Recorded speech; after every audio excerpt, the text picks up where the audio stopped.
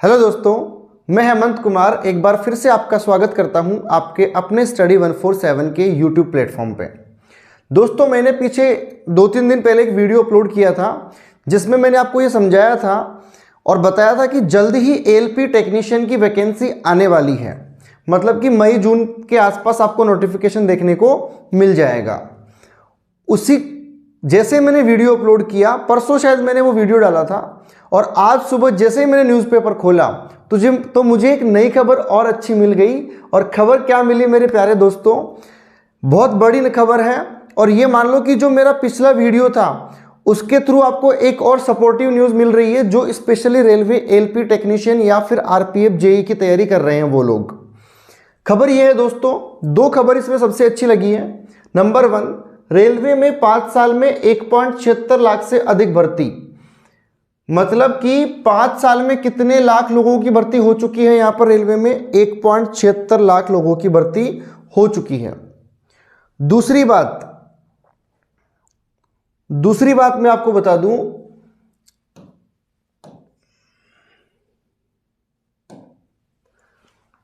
%30 कोटा होने के बाद भी मात्र 7% महिलाएं। मतलब कि अगर ये जो आने वाला मौका है, आप जानते हो पहले महिलाएं एएलपी में बहुत कम जाया करती थी लोको पायलट के अंदर, लेकिन वर्तमान में एएलपी में बहुत अच्छी पोस्ट पर बहुत ज़्यादा संख्या में कौन जाने लग गई है? महिलाएं।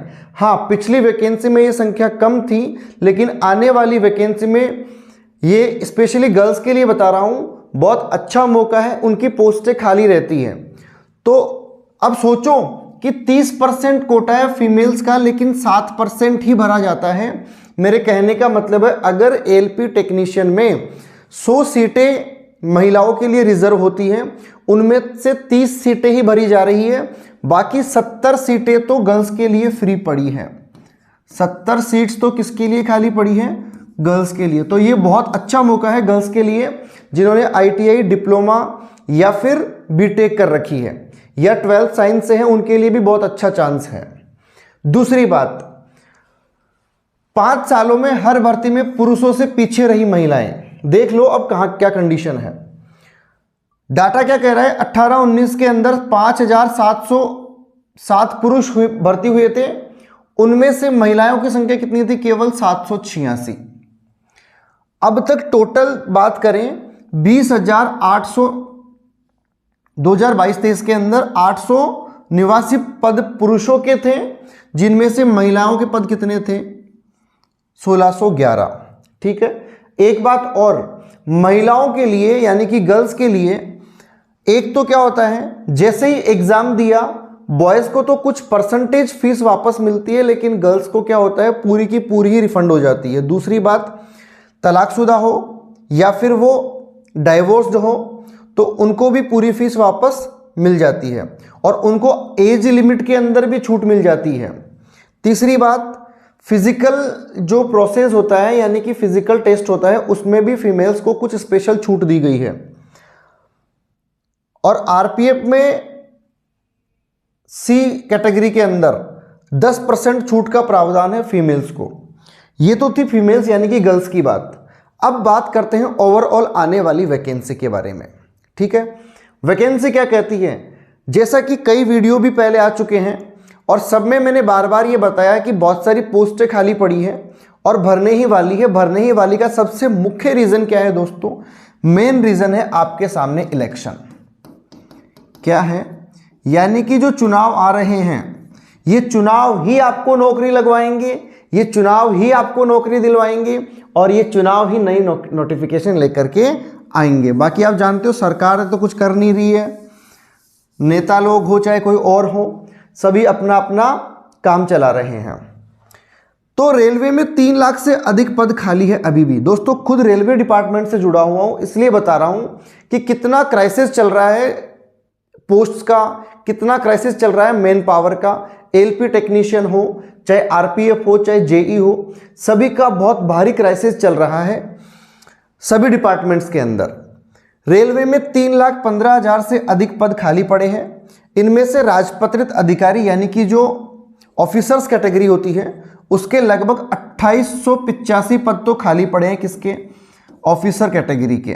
ठीक है, मेरा जस्ट एक और वीडियो आने वाला है जिसमें मैं लेकर के आ रहा हूं कि रेलवे की नौकरी कौन से लोग कौन सी पोस्ट पर जा सकते हैं, यानी कि कौन कौन सी पोस्ट होती है, कौन कौन सी कैटेगरी होती है, कौन कौन लोग उसमें फॉर्म अप्लाई कर सकते हैं, कौन कौन लोग एलिजिबल होते हैं, वो सारा वीडियो में लेकर के आऊंगा।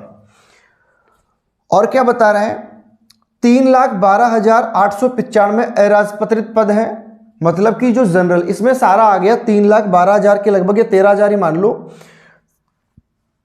लगभग 3.25 लाख पद जो है ना, इन 3.25 लाख पदों के अंदर एएलपी टेक्नीशियन आ गया, आरपीएफ आ गया, जेई आ गया। ठीक है, एसआई वाला भी, एसआई तो नहीं होता, आरपीएफ जेई ज़्यादा होती है ना। उसके अलावा और भी जो अदर पोस्ट होती है ग्रुप डी वाली, हालांकि ग्रुप डी में मेरे ख्याल से पोस्ट बहुत कम वैकेंट है क्योंकि लेटेस्ट ही वैकेंसी चल रही है और पिछली 2018 के अंदर भर्ती हो चुकी है। हाँ, ग्रुप डी में पद इसलिए खाली हो जाते हैं क्योंकि बच्चे जिनको जनरली गेनमेल मिल जाती है वो लोग ज्वाइन नहीं करते या तो, और अगर ज्वाइन कर लेते हैं तो फिर वो उसको जल्दी ही रिजाइन दे देते हैं, कहीं ना कहीं और जॉब स्टार्ट कर लेते हैं। तो 3,12,000 यानी कि 3,13,000, कितने, 3,13,000 पद खाली है। मैं ये कहता हूं दोस्तों कि इन 3,13,000 में जो वर्तमान में एनटीपीसी की वैकेंसी चल रही है या होने वाली है खत्म, और ग्रुप डी वाली को भी अगर अपन शामिल कर ले तो लगभग 1.5 लाख पद खत्म हो जाते हैं इसके अंदर। भाई लगभग 46,000 के आसपास तो एनटीपीसी के पद थे और 1,05,000 या 1,06,000 के आसपास ग्रुप डी के पद थे। तो आप तो ये करो 1.5 लाख पद खत्म कर दो इन 3-3.25 लाख में से। 3 लाख पद मान लो कम से कम भी अगर अपन माने हैं तो 3 लाख पद तो ये हो गए, और 1.5 लाख पद मान लो भर गए एनटीपीसी और ग्रुप डी से, बचे फिर भी कितने, 1.5 लाख पद अभी भी खाली पड़े हैं। उन 1.5 लाख में मैं आपको बता दूं दोस्तों, कम से कम एएलपी टेक्नीशियन की लगभग दोस्तों 70,000 पद मिलेंगे आपको। एएलपी और टेक्नीशियन के कितने पद मिलेंगे, लगभग 70,000 पद मिलेंगे। और जेई के जो है ना, लगभग दोस्तों 15,000 पद मिलेंगे।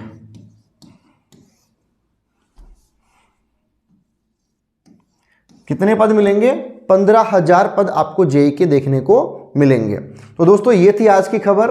मैं पॉजिटिवनेस इसलिए ला रहा हूं क्योंकि आप मेहनत करते रहो, लगे रहो और एक पोस्ट लेकर के अपने फ्यूचर को सेव कर लो। गुड बाय दोस्तों, मिलेंगे जल्द ही और अच्छी खबर के साथ।